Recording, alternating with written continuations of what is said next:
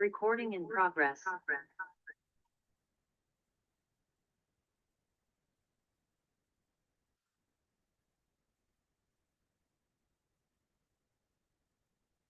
Recording in progress. Sorry. Seems the recording isn't. But on my computer.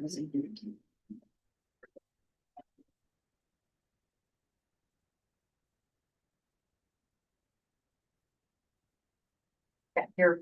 All right, we're good. Okay, this is the March 23rd meeting of Manhattan Community Board 5 Transportation Committee.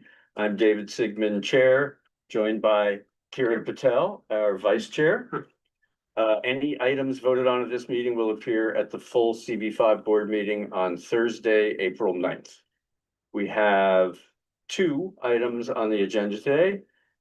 Presentation by the Department of Transportation on pedestrian-friendly improvements planned for Grand Army Plaza and Pulitzer Plaza, located between West 58th and West 59th Streets. A status update on the Morning Sun bus stop application for 618 8th Avenue.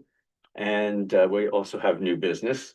Before we jump into the agenda, are there any members of the public or the committee that have new business that they'd like to raise? We do this first, so members of the public don't have to wait through all of the agenda items if they're here to raise a new topic. Yeah. Yeah, my name is Robert Cole, Bob Cole. I was a public member of CB6 for 30 some odd years. I, as you can tell, was ex-military and was a safety officer of my unit. I lived at 36 East 36th Street for 51 years. 2 things I'd like to discuss. One, if you ride down Park Avenue South from 34th Street, they have a left turn arrow at 30th Street, but the rest of it is no arrows at all. So if you want to make a left turn, you have 2 problems to worry about. The cars coming north and the pedestrians crossing, which means you have to wait till the light going east and west turns red for you to make the turn. I'd like to request that they put arrows on each one of those streets. They already have it, so they have a precedent. And in New York City works, you gotta have an accident first.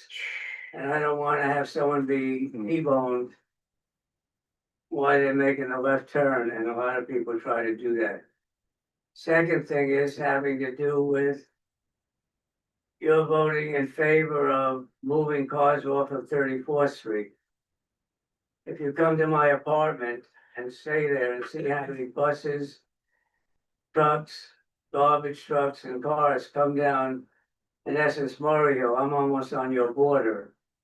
To put any more traffic onto those streets is, in my opinion, ludicrous. I've taken the bus across 34th Street. If you don't have their buses laying over on 34th Street, FedEx, UPS, etc., you wouldn't need any other bus lanes. When I take the bus from 3rd Avenue to Park Avenue, where I wasn't in favor of the bus lanes originally, they're fabulous. But you don't need to take up 2 lanes in order to move the buses across expedition.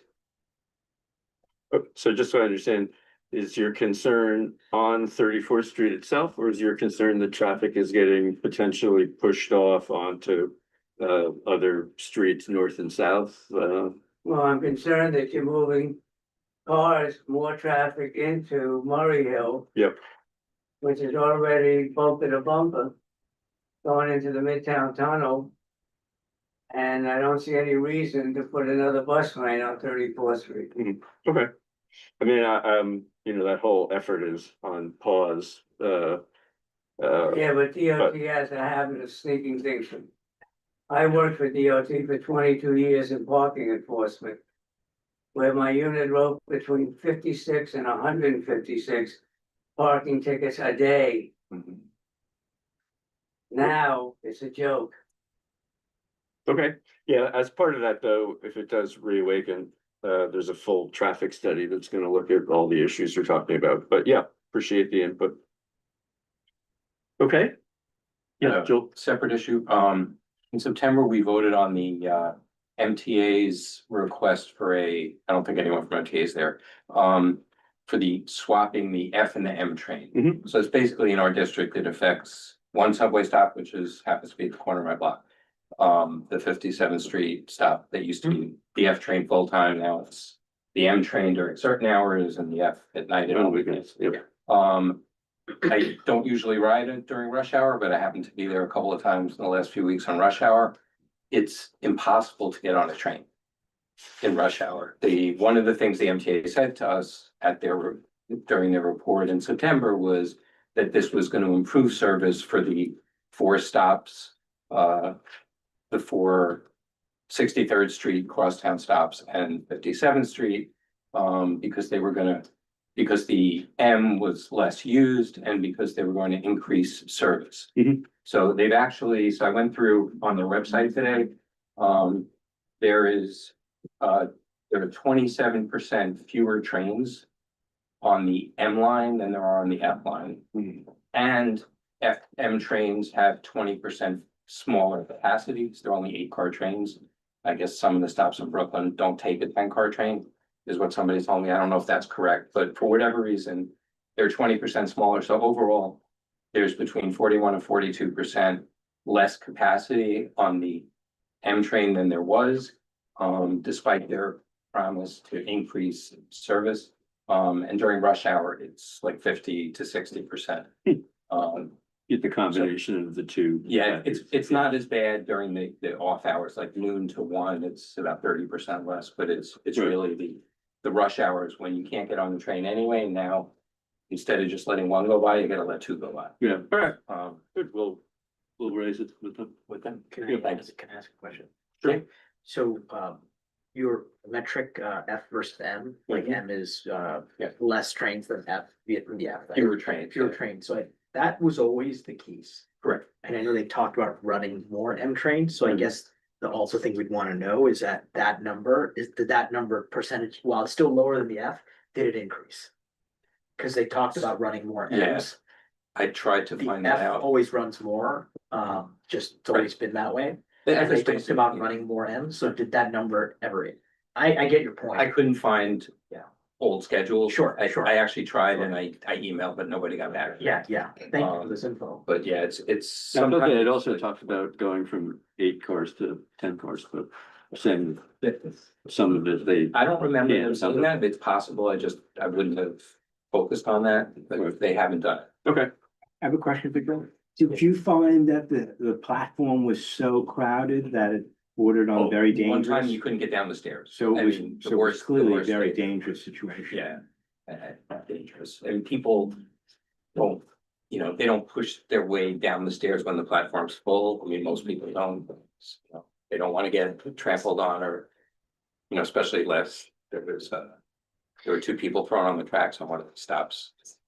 If you go on that order though, the F and the E at rush hour, even before this change. I mean, 53rd and 5th, 3rd and Madison, it's same one, I mean. It's really, really crowded. I'm not saying that's okay, just as someone who takes it every single day for many years. Anyway. Did we request the MTA provide us kind of feedback now that it's been enforced for 3 months, like kind of initial findings from their perspective of data collection?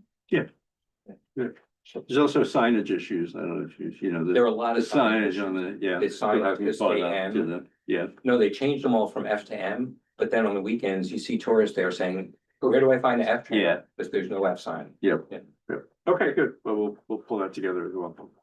Thanks. Anything else? All right, so let's go around the room and we'll take the attendance and then we'll get started on the main agenda.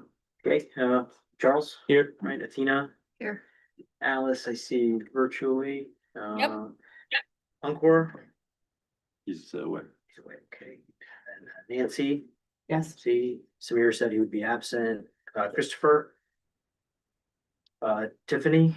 She is trying to log in. She Okay, should be here great, shortly. great. Okay, Will, I see. Here. you. David, Robert, Mandy. Sewell, and Joel.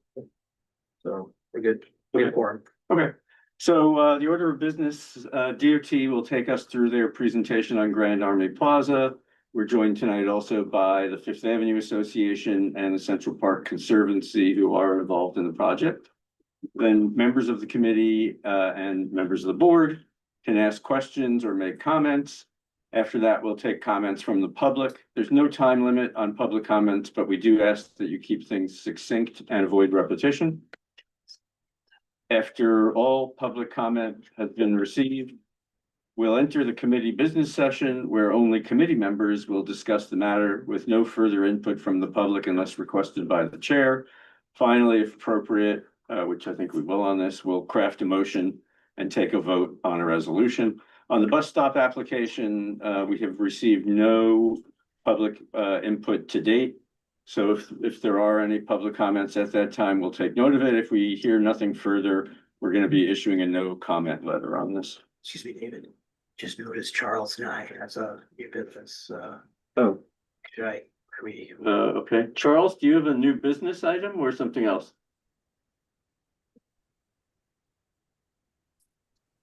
Yes, I did. Thank you for, I was getting worried you guys are going to forget me. Thank you. Yes, my new business is I'm very concerned about the fact that there's going to be a change to how e-bikes summons are going to be. Instead of it being a criminal summon for violations, our mayor has decided to change it to civil summons. And I'm really worried about the effect that's going to have for pedestrian safety like myself, who have a disability, and for those who are senior citizens and just regular pedestrians in our district. I'm really concerned, and so concerned that I'm wondering if it's possible. My request to the committee is, I was thinking about purchasing a speed gun to be able to monitor this, to get actual real data, since the DOT is incapable of actually getting proper data on actual e-bike speeds.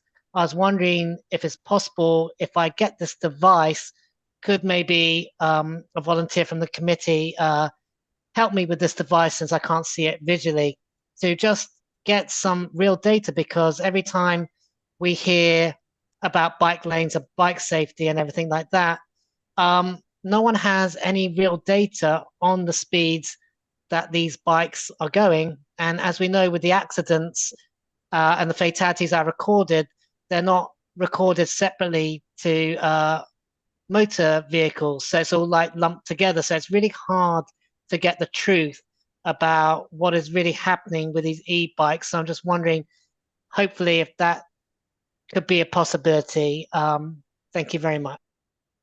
Okay, thank you.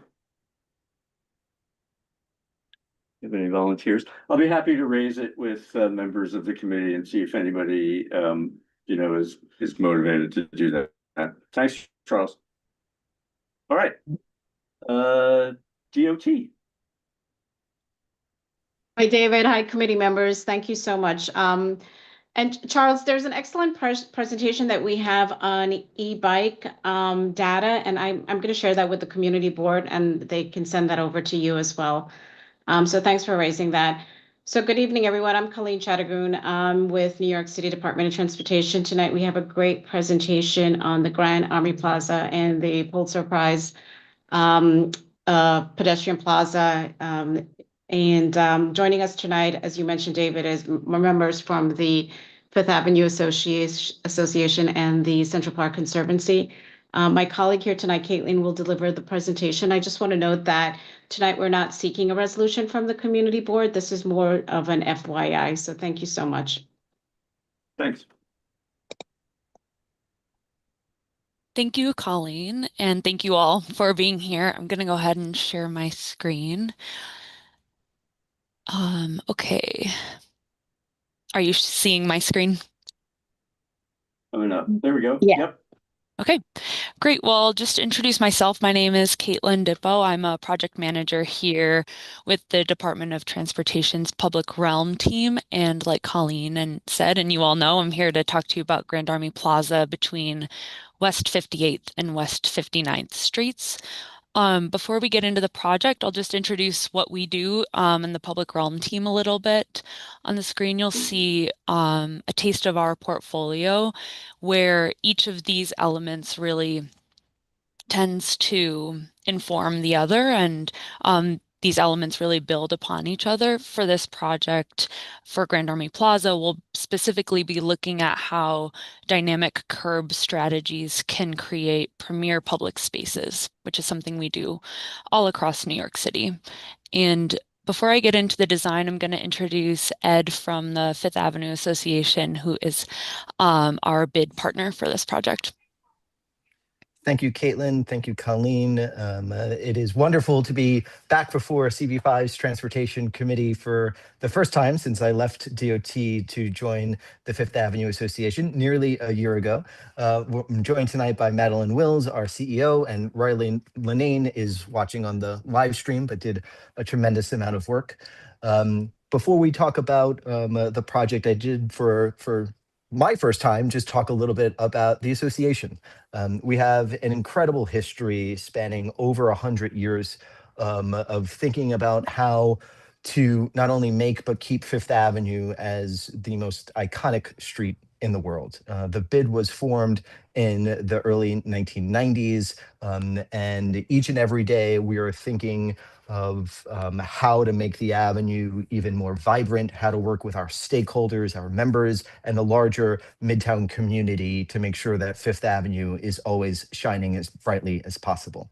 Next slide. Our district runs on Fifth Avenue from 61st Street down to 46th Street, and then on 57th Street between 6th Avenue and Madison Avenue.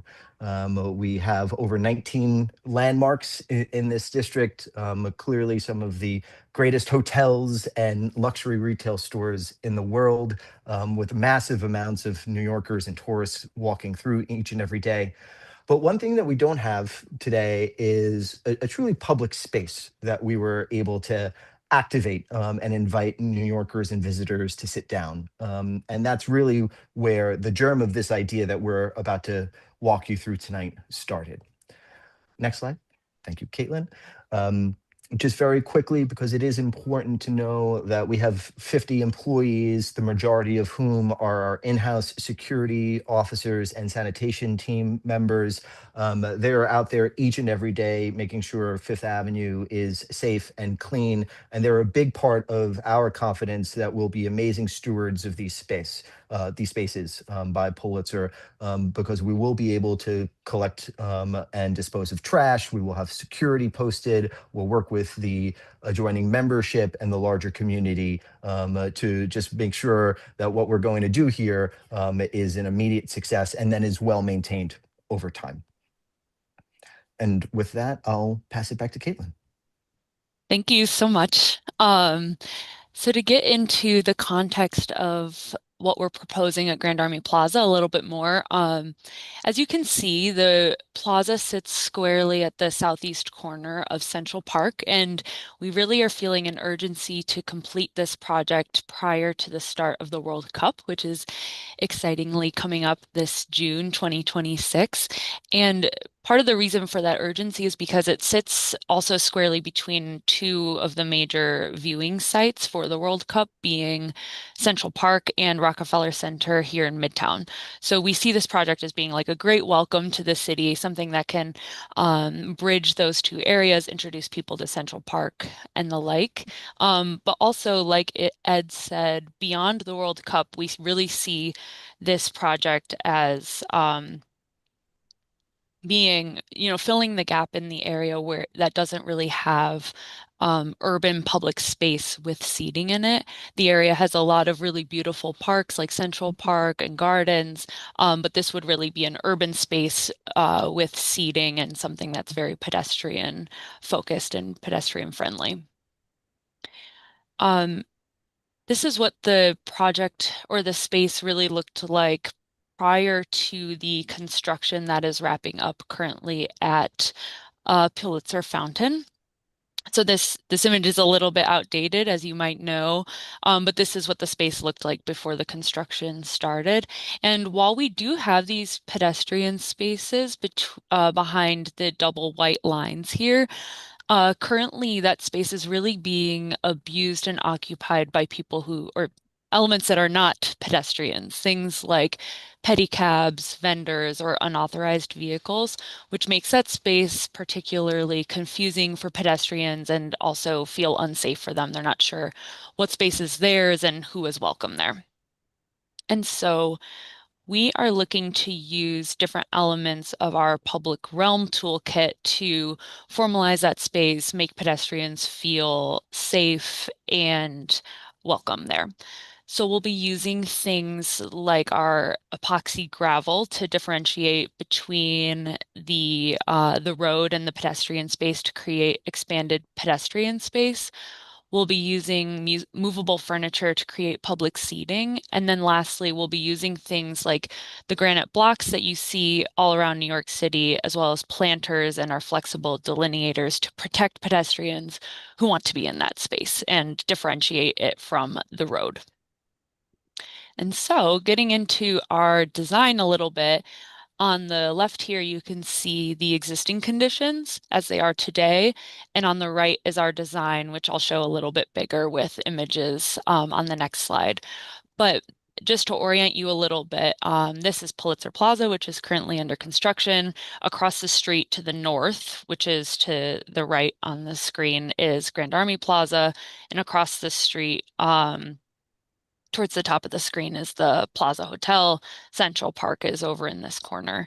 And the plan is to keep all the markings the same, but really use our epoxy gravel to formalize the spaces. So the space between Pulitzer Plaza and the Plaza Hotel will become a shared street here in this dark tan color.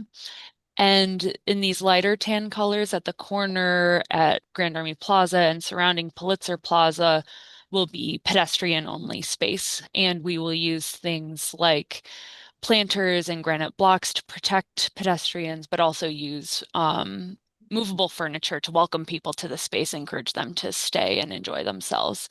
And lastly, you can see here in front of Grand Army Plaza is the current temporary city bike location along West 59th Street.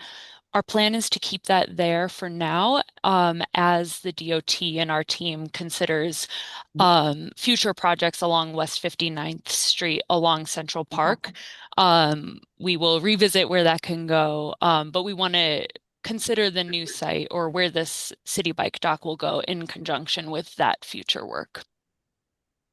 So looking a little bit more at the design, you can see some examples of how this has been employed elsewhere throughout the city. We will be using the pedestrian space gravel to create public spaces. Again, the edge objects can protect pedestrians, making them feel safe. And especially along this corner and at Grand Army Plaza, really improving visibility for pedestrians, again, making them feel safe.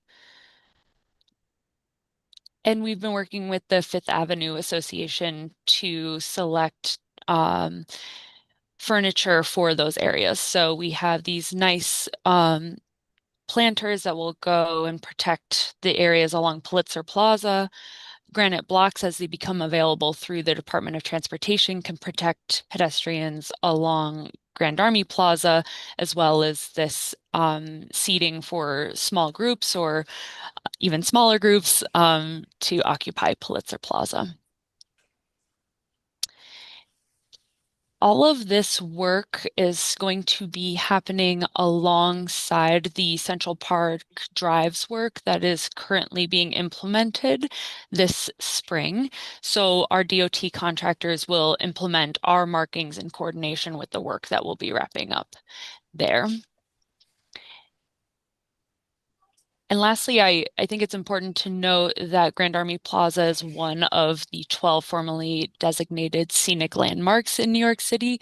And we in the public realm have a rich history of thoughtfully designing public spaces in those areas. You can see the work that we've done at Grand Army Plaza, which is another one of these 12 scenic landmarks, as well as Broadway Vision, which has been implemented in the last few years in the Flatiron District, which is a historic district where you see our public realm work, these public spaces being implemented amongst historic buildings and the like.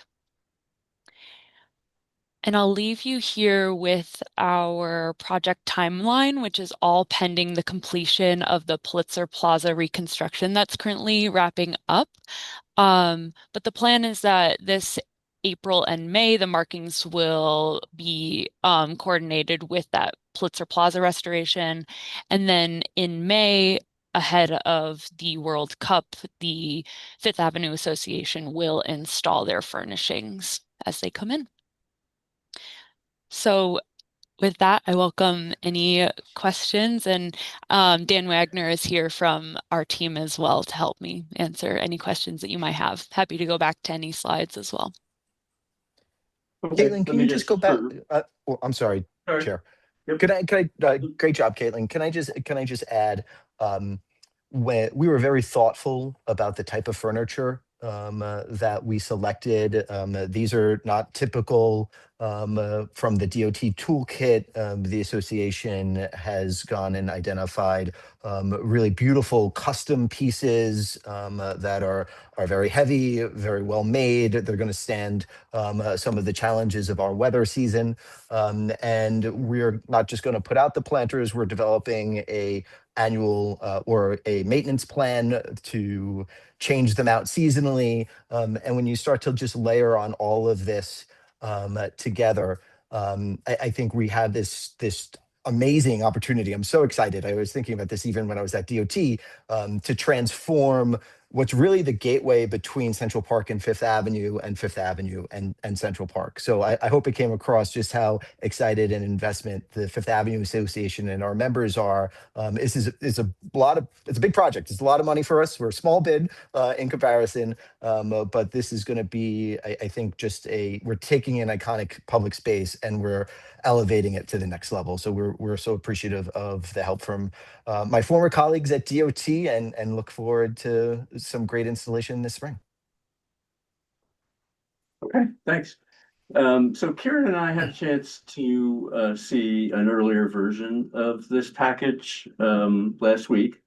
And for the committee's benefit, I mean, really two issues came out of that, which I think are longer term issues. I mean, there's the timeline to try and complete the temporary work prior to the World Cup, since none of us will be able to go to any of the matches because we couldn't get tickets. Yeah, so the two issues that came up, which are more in the nature of the sort of permanent work, are the location of the city bike docks. I think there was some consensus that that location interferes with sight lines. I mean, there are a whole host of reasons why that wouldn't be a good permanent location. And then the other question we raised was that there is no identified public restroom facility in this area. You either have to go further down Fifth into a Pops or up into the park. And so we thought long-term, this could be a good location for a restroom. So those were the two things. I mean, as I said, it wasn't like, this is a request as of today. It was just that in the studies to come on 59th Street and any permanent changes to this area, we would like those two issues included in the scope. The only question I had before we get to the rest of the discussion, just so I understand kind of whose jurisdiction is what. So Grand Army Plaza itself, Pulitzer Plaza itself, is, as I understood it, parkland under the aegis of the Central Park Conservancy, while the areas that you show being refinished are essentially streets under the control of DOT and Fifth Avenue Association as the concessionaire for the public spaces within the bid. Is that what's going on here? Is that who the players are on this? David, I think that's largely correct. Actually, I was looking through old files when the Fifth Avenue Association was first formed in the early 90s. We were maintaining Pulitzer. But right now, Pulitzer falls within our district. The day-to-day management in between the curb lines is through the Central Park Conservancy as mapped parkland. And then the painted spaces that I helped install in 2021 as Borough Commissioner are all within DOT's mapped right-of-way. Caitlin, sorry, Okay. old habits die hard on answering DOT questions. Please, it's welcome. Thank you. Okay. Yeah, thank you for the presentation, and it's great to see how seriously you guys are taking pedestrian safety and greening our streets, and we know we have a long way to go. So just 4 things, David's already touched on 2. Restrooms is a big hobby horse for us, so please. The city bike docks also seem to be highly problematic, but 2 other things.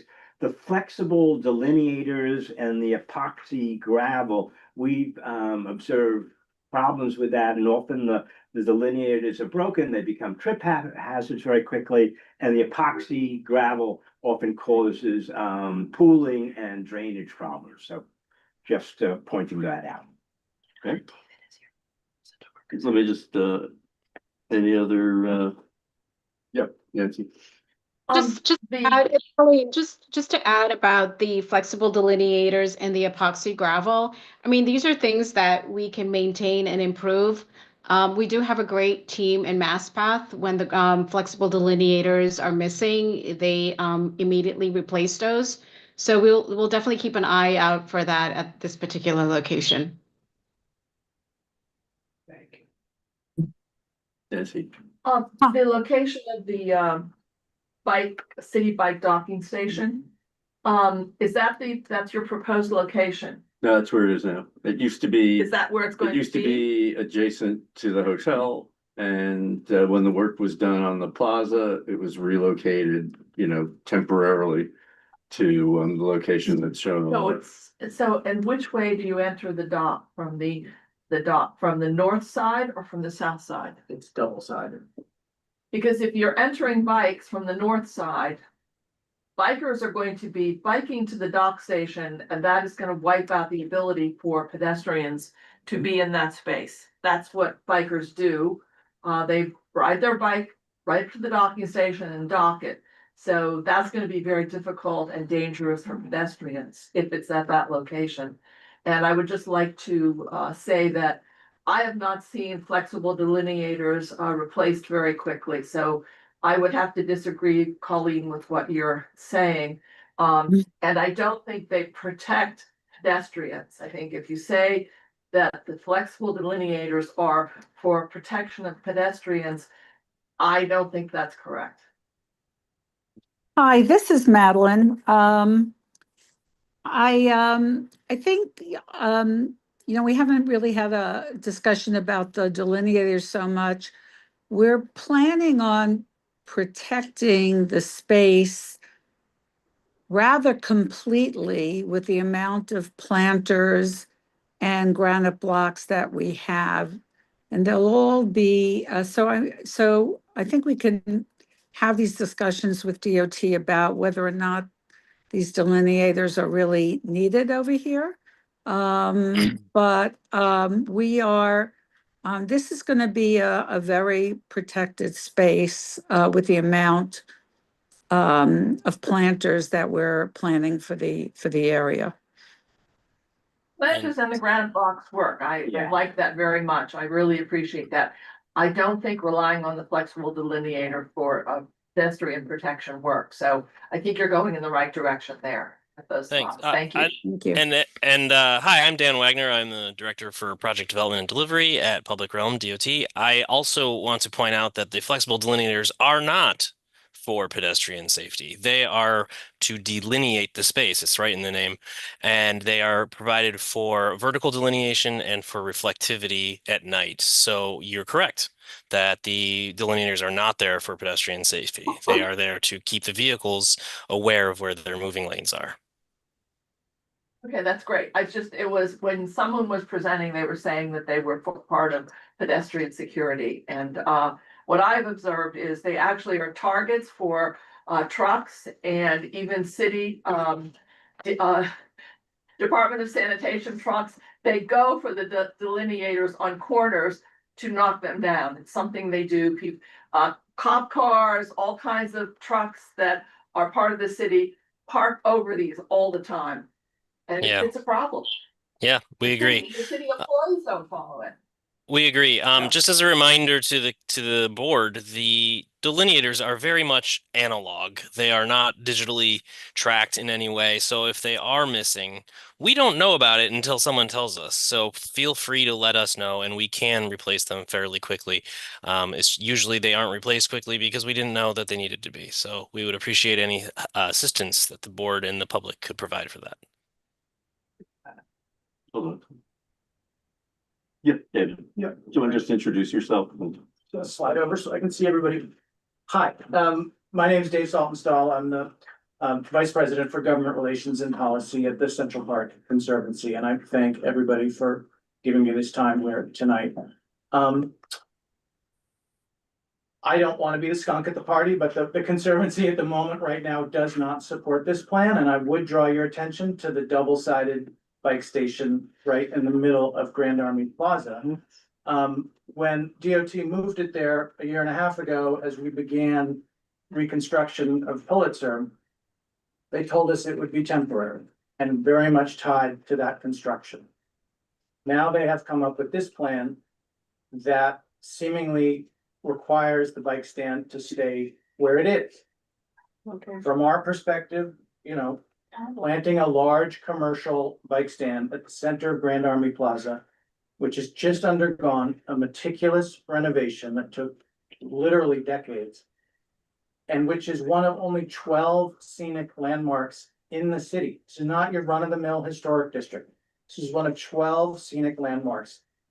Is not the right place for a very modern intrusion that really does do a lot, as David said, to interfere with the sightlines. This square is supposed to be appreciated as a singular whole, and having something like that right in the middle just defeats that purpose. And more to the point, we think there are other options that we would love DOT to really consider, and we have presented them with at least two.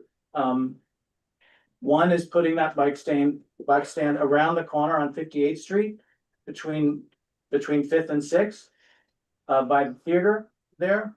You know, there's already a bike stand on 58th Street between Madison and 5th. So this seems like an extension of that. And it would provide perfectly great access and service for city bike folks. Yes, it would be a little bit out of sight, but trust me, city bike commuters will find the open stand if they need to. Secondarily, we think there's a way to, you know, to take this same size bike stand, and you could put it back to where it came from in front of the plaza, but as close to 59th Street as possible. When it was there before, it was a single line of bikes that ran the entire length of Pulitzer Plaza. If you made it double-sided, as it is now, it takes up half the space, even less than half the space. So you could do both things. Have the city bike stand in that yellow area, as close to 59th Street as you could get it, and still leave plenty of room for a seating area. Which we're not opposed to, but if the seating area is going to require that this city bike stand stays exactly where it is, then we are opposed to it. So I would say ultimately this proposal only serves to create a handy seating area for the patrons of the Plaza Hotel at the expense of careful protection of what should be a treasured public space used by thousands of New Yorkers every day. And the notion that we need seating area in this area, that there is some dire, shortage of seating. Pulitzer Plaza itself is full of benches. Central Park is across the street. It has literally thousands of benches.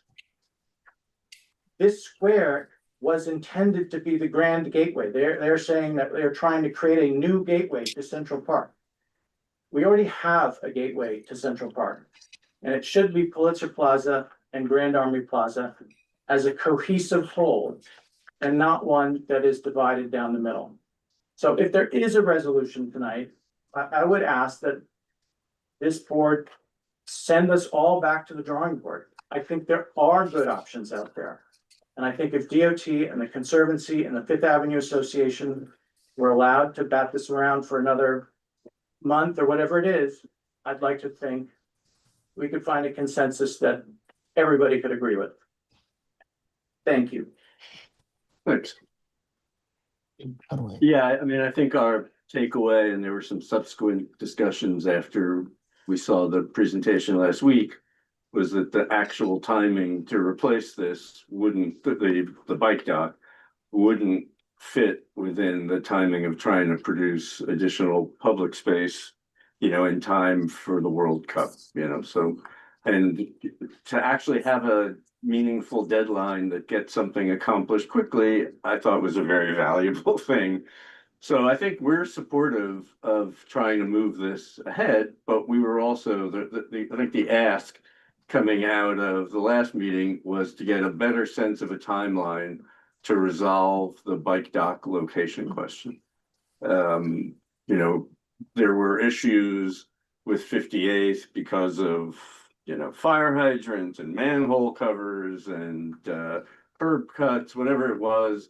But I don't think anybody had mapped it out yet to see whether that could be replaced. There were issues about the north side of 59th Street because it's still a queuing area for the horse cabs. So is that a solution anytime soon? You know, the city council has a role to play in that. So we were just saying, let's at least try and understand what temporary means, you know, as it relates to that. And as I mentioned before, we also raised the question of, could we ever build a, either a, you know, form of a temporary or a permanent restroom facility in here? So those were our two asks. I don't know that anything we've heard tonight really changes that, other than asking, you know, the three players in this to try and get together and come up with a timeline to resolve these issues, as opposed to delaying the whole project in order to come up with an answer to this. So, but yes, we're supportive of relocating the bike rack. I don't think, you know, unless people in the committee have a comment, like, do we have some great opinion on whether it should or shouldn't be on 58th or 59th? It didn't come up at the meeting, but, you know, yep. And Comment, if you are a member of City Bike, you had to get a map that shows you where all the docking stations are and what bikes are available. So I don't think it has to be in view, because you use the app to find where the bikes are anyway. 100%. You know, I think of what's been pointed out here, you know, the value of this as one of the few scenic landmarks. And this really is a gathering space for huge public events, public demonstrations of all sorts. So I think what we really want to see here is pedestrian safety more than anything else. Get the bikes out of there. We don't need street furniture over there. We don't need outdoor seating for the Plaza Hotel visitors. There's so much has been pointed out where people can go and do that. We really need this beautiful open space to be protected for pedestrians. And as Madeline pointed out, the planters, the granite blocks, those are all great. Let's have as much pedestrian safety and green space open to large gatherings as possible, as few cars and commercial use of that space as possible. Yep. I echo Nancy and Zool, and I just wanted to point out, you know, Kevin Frizz, who's the chair of the Landmarks Committee, has had his hand up off and on. So I don't know if he wants to chime in. Yes, thanks, Karen. I didn't want to re-ask it. My name is Kevin Frizz. I'm chair of the Landmarks Committee for CB5. I'm not on the Transportation Committee, so thank you, David, for just letting me ask my question. You know, typically the Landmarks Committee would review any renovation design aspect or work in the Grand Army Plaza. We actually had something come before our committee late last year regarding the redesign of their lighting structure to relight the two statues. And it was a very interesting proposal. Now, as I understand it, this because the city bike dock is considered temporary, it does not fall under landmark purview, so therefore it won't go before the Landmarks Preservation Commission or the Public Design Review Board. So I guess, my question somewhat, not to reiterate the question before, but just, how temporary is temporary? I know these things tend to have a long inertia once they get put in place, and, temporary can mean years. I just wanted to know if anyone from DOT had a sense of how much longer the city bike station might actually be there under the current plan. Thank you.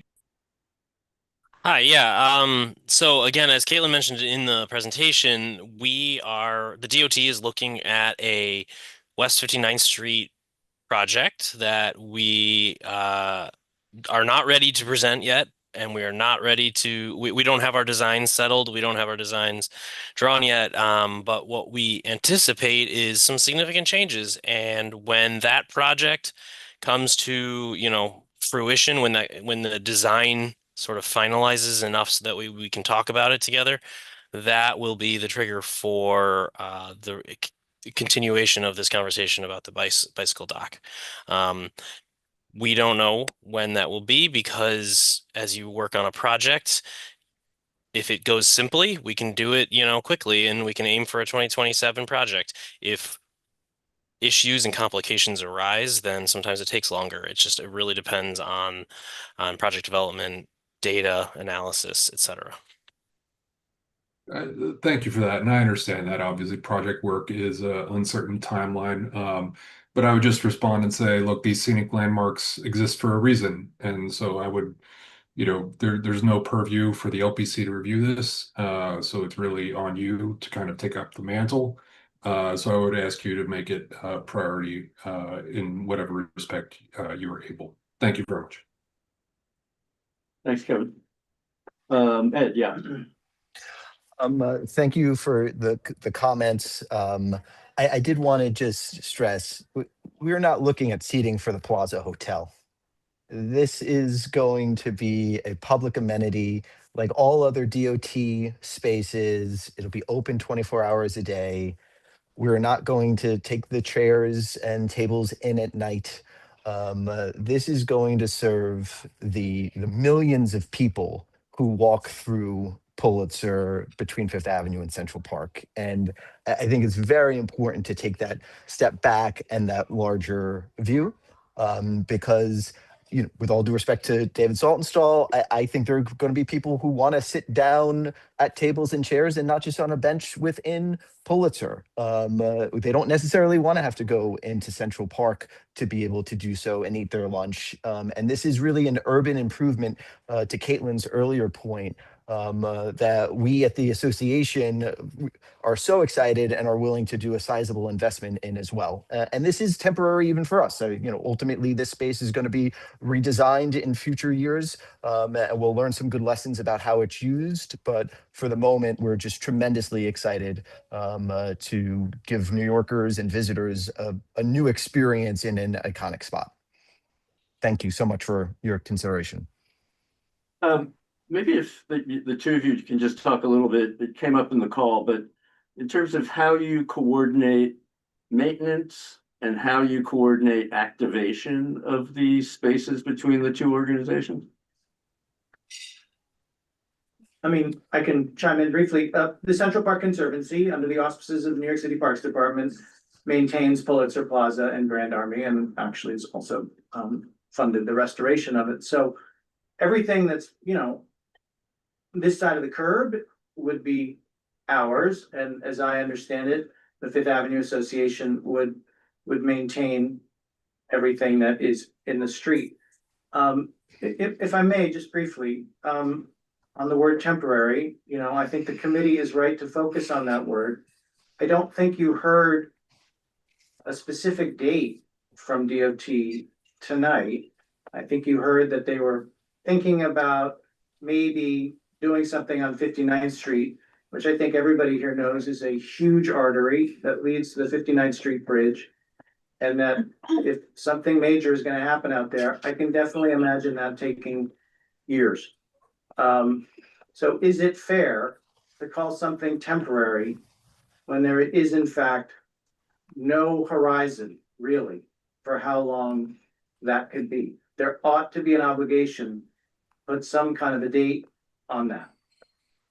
But yes, thank you. And on activation, David, are there things that you'll be doing within? Not really. I mean, we are working hard to finish the project and the fence will come down, which will obviously make this a much more enjoyable space. But everything that is being proposed tonight as new would be done by the Fifth Avenue Association in coordination with DOT, as I understand it. Okay. And Ed or Madeline, That's correct. I think you had raised the fact that there might be whatever, forms of entertainment or something going on within your Well, areas or. We don't, we're not planning lots of entertainment. I mean, occasionally on Fifth Avenue, we will have some, a few musicians playing just, on a Sunday or something like that. So there's not like a lot of plans. I would say we're more interested in giving respite and places for people to sit and enjoy themselves. And I would say that you may or may not know this, we have cameras on approximately 10 blocks on Fifth Avenue. And we get an average of 1.2 million people on those 10 blocks a day. And there's no place to sit. So we think this is just going to be a tremendous added benefit. And Ed pointed out earlier in the conversation, we have 42 people doing nothing out of the 50 on our team, doing nothing but cleaning the streets and securing the streets. And we also keep an eye on Pulitzer Plaza. So whether the park suggests it or not, it is something we do because we feel that, that's part of our job, is just to make sure that everything within the bid is safe and clean. So we will keep those streets clean. We will empty the trash. We will remove all graffiti, as we do everywhere on Fifth Avenue. You will never see graffiti in our district. We have, I think we have more people concentrated, because we're not a large bid. We have more people concentrated on security and cleanliness probably than any other bid. So you will see this place. We will be washing those tables. We will be caring. We have field operations who has done our planting plan for the planters. I think you'll be very pleased with what, how we take care of the space. Great. Ed, did you have another comment or your hand? No, I was- can't okay. figure out how to unraise my hand. Yeah. Alice is online. She had a Oh, question. Ellen? Yeah, Alice, did you, Hey guys. Hey. My name is Alice. I am a CB5 board member. I actually live on 55th and Park, and so I walk in this area all the time. It is part of my commute to Central Park for my daily or bi-weekly mental health walks. And so I appreciate the intent of this project. I'm very excited how the area is going to transform moving forward. One of the things that I was curious about is that you guys mentioned at the beginning of your presentation that part of the pain points that you were hoping to alleviate with the new design was the large amount of vendors that are in that area, which certainly influenced the overall experience of going from Fifth Avenue to Central Park. And so I was curious how that fits into the broader future vision. Is the intent that the vendors would just be completely kind of roped off from this overall area? Is there a particular location that they'll be told to stand by? Is that going to cause additional congestion? And generally, how is that reallocation of vendors in the overall area how is that going to affect pedestrian safety moving forward? Thank you. Ed, do you want to take that or shall I? Sure, and I was going to give Dan a chance as well, but if I'll start and jump in there. So vending's very complicated, but no vendors are allowed to vend from DOT's painted pedestrian spaces. Those are all within roadway. They're not physical sidewalk with a curb. So they were always prohibited from vending at present time. So this project does not change that. Certainly by putting the edge treatments there, we would expect and hope to keep some of the other activity, including the illegal petty cabs that's set up from using these spaces. But for example, I believe within Pulitzer Plaza itself, which is again Parks Department jurisdiction, a sidewalk food cart would be able to set up if otherwise appropriate for all of the requirements. But just the project that we're talking about within the right of way would not prohibit vendors from setting up there. They're already prohibited from doing so.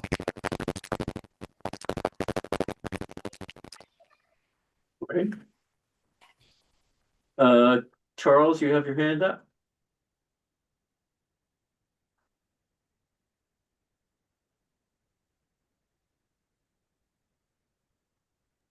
Yes, can you hear me okay? Yep. Oh, good. So my questions are to do with people who are blind or low vision, especially with this being for the World Cup. There's going to be people with visual disabilities from around the world to enjoy that space. I was just wondering about if there's any tactile surfaces, any warning strip surfaces, any audio pedestrian signals.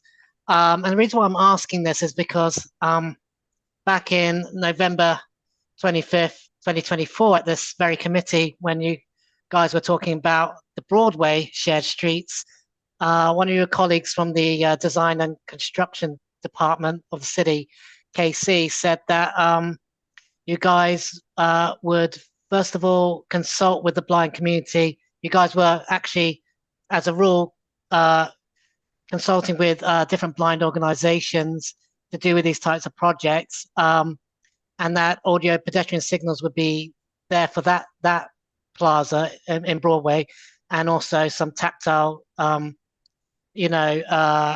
edges. And I was also ensured that the DOT at that time in 2024 was actually in the middle of having standards when it comes to these types of treatments for people who are blind and low vision who uses canes. So in addition, I would also like to know what blind organizations have you consulted with, or will you be consulting with the design of this shared plaza with the streets? And yeah, thank you.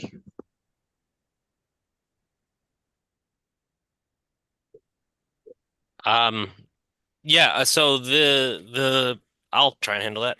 So the audible pedestrian signals that the DOT is installing citywide, which includes this location, I don't have a schedule for that. We can get back to you.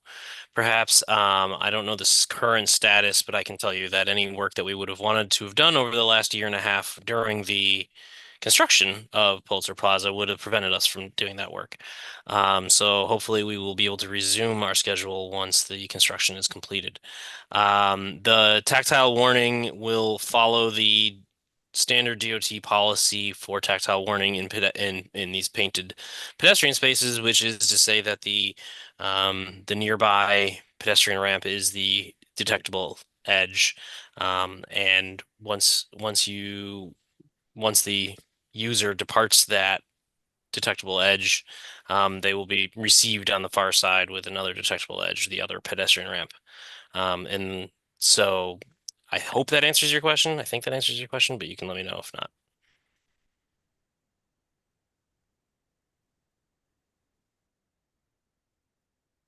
Yep, okay.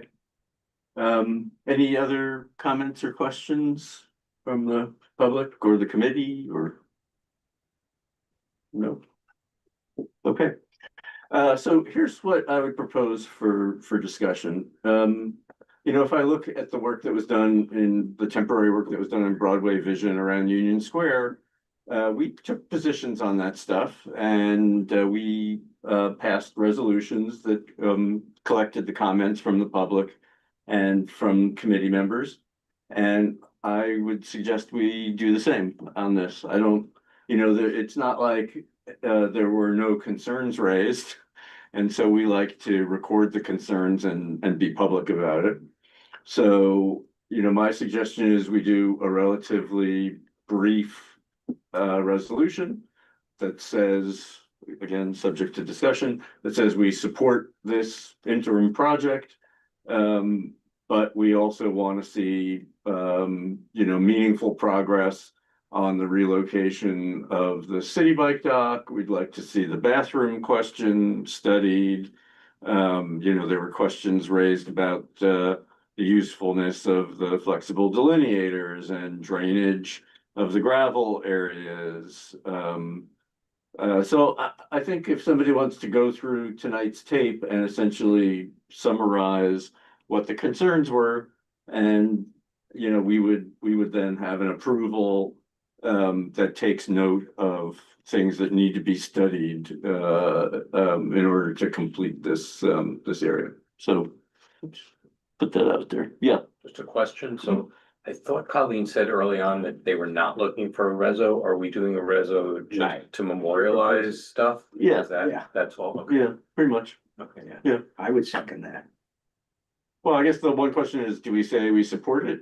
Or do we say nothing, but we have, these comments? So that's the only, I think it's still worth Yeah, I don't memorializing. think it's a comments. deny unless, I think No. it's a support and, I think there's strong concerns, yeah, more than just, particularly with the Comments. city bike dock. The flexible delineators, and I think a few others. in fact, that this is a historic landmark. Exactly, We have very few of those, yeah. Yep. and that needs to be celebrated and reinforced. Protected. And so we support the Conservancy's concerns as well. I think this is gonna be a very unpopular opinion in this room, so I'm just gonna preface this, but I'm definitely sensing there's a lot of frustration with the location of this city bike dock, which I find like kind of strange. I mean, my own perspective is when I'm not getting around by subway, I'm getting around by city bike. It's very useful to have a lot of stations all over the place. You can actually look up the data on each station. There's a website, citybike.data.nyc. This particular station gets an average of 411 uses per day.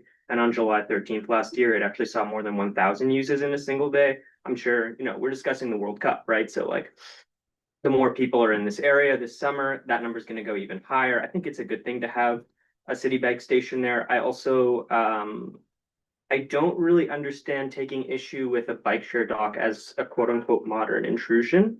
I mean, if you look at the map, it's right next to a street. There's a bunch of cars stopped at the intersection.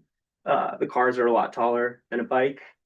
So if the issue is somehow that the bikes block sight lines, I'm willing to hear that argument, but the cars are certainly a lot taller than a bike and they're all just sitting there right next to it. So I don't totally understand the issue with the bike share dock. I feel like Well, I think, there's a lot of anger toward it. well, because I'm sure 411 people could find their way to 58th Street a block away. The cars move, the dock doesn't. Yeah. And it's a different kind of space. It's not just a historic landmark, it's a scenic landmark as well. So, The dock draws lots of people returning the bikes to the dock. Yeah. So that what happens is those areas that should be used for pedestrians end up being used for bikes.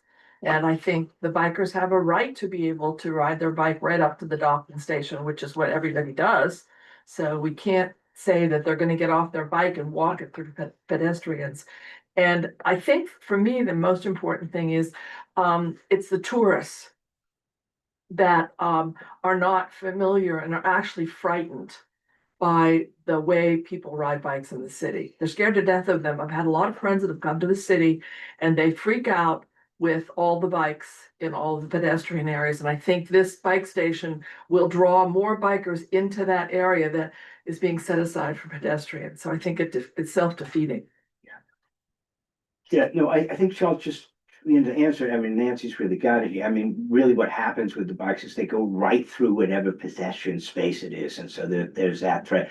But the question I want to ask you is if it was around the corner as was proposed, you know, sort of in a continuation of the hub that is the dock that's between Madison. Fifth and Madison. So now this would be between Fifth and Sixth, also on 58th. Would that be inimical to city bike users?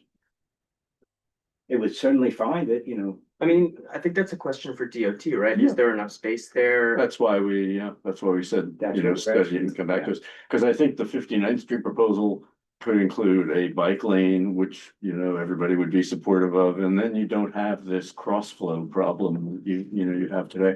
And it breaks the connection between these two spaces that really should be connected, so. Anyway, you know, we weren't gonna come up with the answer in time for the World Cup, so the idea was, let's at least get some real timing on, you know, when we will have some kind of answer. Okay. Is Alice still trying to speak? Oh, I'm sorry. Yeah, Alice, your hand's up. Sorry, as we're kind of asking more questions, I just wanted to more formally raise the concern about the vendors, the pedicabs, and everything else that definitely congests that area. And I'm not sure that saying, oh, they're not really allowed there in the first place is a satisfying response to me, considering I go there, and to Nancy's point about being overwhelmed by the bikers, to me, the pedicabs are part of that population that are just absolutely frightening to deal with. There, I kind of have to feel like I have to have my head on a swivel in order to cross in any direction in that square.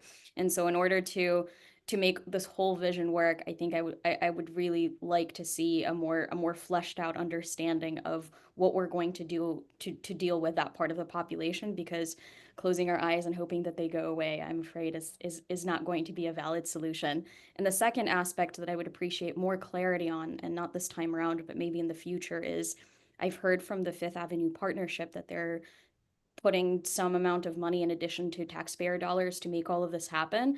I would appreciate some transparency in terms of what that actually looks like, because when I hear phrases like custom made pieces for public furniture, that in my brain translates to insane money coming out of our city budget. And so I think it would help me feel a lot better if I knew what portion of this was funded privately, because I do think this is an important initiative, and I can see how it would be immensely valuable for the shoppers, you know, going to and from Fifth Avenue to Central Park. You want to wrestle? Yeah, I mean, I'll Mr. leave Chair? maybe, and if you want to answer the question of like. Sure, where's the no, money? I'm happy to. First, Alice, on the pedicab question, obviously the Fifth Avenue Association does not perform pedicab enforcement. So I would encourage the board to share their concerns with the appropriate city agencies about where pedicabs are operating illegally. I will say it's a massive frustration for us day in and day out. We have pedicabs by the GM building. We have pedicabs by Rock Center, by Saks Fifth Avenue. My point was that currently I should say before the Central Park Conservancy's project took over that space, when you only had delineators, it was very easy for pedicabs to infiltrate the pedestrian spaces. We are hopeful and confident that when we put suitable edge treatments between the granite blocks and the planters, that we're going to create a physical obstruction for the pedicabs or others to go into what should only be for pedestrians. For the second piece, I can say that the Fifth Avenue Association is paying every single dollar for the purchase of the equipment that would go in to the space. So that would be the planters, the tables, and the chairs. That all comes out of the bids assessments, which are funded by the property owners within the district. DOT, of course, will have, I don't know their budget figures for refreshing the space with epoxy gravel and some other ones, but for the planters, the tables and chairs, those are all coming out of bid dollars. Thank you so and much. It's probably $200,000, probably more than that. I can imagine. Thank you for your response. And then to the rest of the committee, I would say, as we're drafting, and I apologize for not being the most educated person on this topic, so I would love a buddy to help me figure out the right language, but I do think that we should give more thought on the recommendations about thinking about the vendors and everyone else in that area to actually make the pedestrian safety vision come to fruition. Thanks. Kevin? Yes, you know, as you know, I'm not on this committee, so I'll just offer my 2 cents on the comments that were made. I didn't notice who said it about the location of the bike lanes. You know, I would just say that, or the city bike station. I would just say that, you know, scenic landmarks exist for a reason, right? And it's to beautify and enhance the district. Yes, the cars do block the sight lines, but our bias should be to make the scenic landmark more beautiful, not to use that as justification to make everything ugly. So, you know, whether or not that justifies it, my inclination would be clearly not. But you know, we get this pushback on landmarks in general about, you know, are landmarks important at all? It's kind of an interesting intellectual thought question if you want to step back and think about it. Like, what do we want our city to actually look like? And then just quickly, secondly, as to whether or not, you know, some usage statistics were cited as about, you know, number of people who used it in one day. No one's arguing whether or not there should be a city bike docking station in the area, but there's no reason it needs to be on top of this scenic landmark. Anyway, that's it. Thank you for letting me speak. Thanks. Okay. So, we could use a volunteer. Alice, did I hear you say if there was somebody else you would volunteer to draft this? Yes. Or, I would love a buddy Okay. who's done this before. I will be Alice's buddy. okay. Thank you. So, unless there's further discussion, I guess I would make my proposal and we can vote on it. I'll second. Okay? Okay, Charles, Yes. Athena, Wait, sorry, is a proposal to approve with concerns? Yes. Okay, yes. Great concerns. Yes. Serious concern, serious concern, serious, very serious. Sorry. Concern. Nancy. Yes. Okay, yes, Tiffany. Yes. Okay, Will, Yep. David, Yes. Robert, Yes. Mandy. Yes. Joel, Yes. Joel. Sir. Alrighty, passes. Sharon, would you send me Alice's email? Sure. Okay. David, may I be excused? Sure. So the executive committee is on Tuesday, the 31st. So we would need this, by say Wednesday, the 25th. That makes sense. Okay. I Sounds don't good. even know. what Well, day today is Monday, that's 2 days. Yeah, there you go. Okay. Okay, how about Thursday, the 26th? What's up? Wednesday's the 25th. Right. Yeah. So Alice, if you can listen to the transcripts and sort of write something up, I'll review it and do some edits Great. with you and we'll get it to David ASAP. How do I get access to the transcript? It is a YouTube video, which will be up, soon after the meeting ends. Got it. So we don't export And you can there's ask, not an exported doc? Gemini to produce a transcript or something. Sounds Mandy great. knows how to do it. Yeah, Mandy, to you know produce how a to do that, right? transcript off of no, Yeah, but there's no Mandy- easy way to do it. Yeah. Did you do the transcript? You used the transcript to write it, was that right? Oh. But she didn't volunteer. It's just on YouTube. Alice, I can use Claude, it's not a problem. I was Yeah, just yeah. wondering Yeah, if you we're just pick it already, up off the. yeah. Yeah. I know someone on the committee did do it that way. Probably not hard to do. Just Google Yeah. YouTube. Thanks, guys, for giving me transcript. Yeah, I actually tried to use Claude to get a transcript off of YouTube, and it says it's not allowed to have access to YouTube videos. So I thought that was interesting. Okay, so there is one last issue. It's really a question for any members of the public who want to provide input on the bus application for 618 8th Avenue. So if there's anybody on the call that would like to provide that input, now is the time to do it. Otherwise, we'll be issuing a no comment letter. Thanks, everybody, for participating. Thanks so much, CB5. Thank you. Thanks, Colleen. Much. Thank you. Good night. All right, so there's no comment on the bus stop, and so we are done. Okay, great. Thanks very much.